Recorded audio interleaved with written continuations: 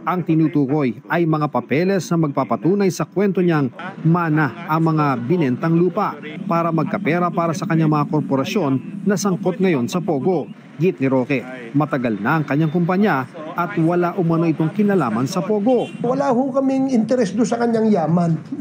Ang aming interest is kung ano yung link ng Biancham Corporation at yung PH2 Corporation na siyang may-ari doon sa Lucky South 99. Paliwanag mo sa amin kung bakit tumaas ang value, ang net worth ng iyong korporasyon.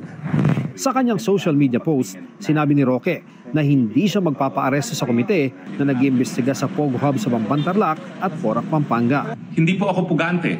Aantayin ko po ang desisyon ng Korte Suprema. Kapag sinabi ng Korte Suprema, ilabas ang dokumento, ilalabas ko po yan. Pero sa ngayon po, antayin muna natin ang desisyon ng hukuman. Magpahuli muna siya. Hindi pa appropriate ngayon para sa kanya to go up to the Supreme Court kasi wala pa namang justiciable issue, no? So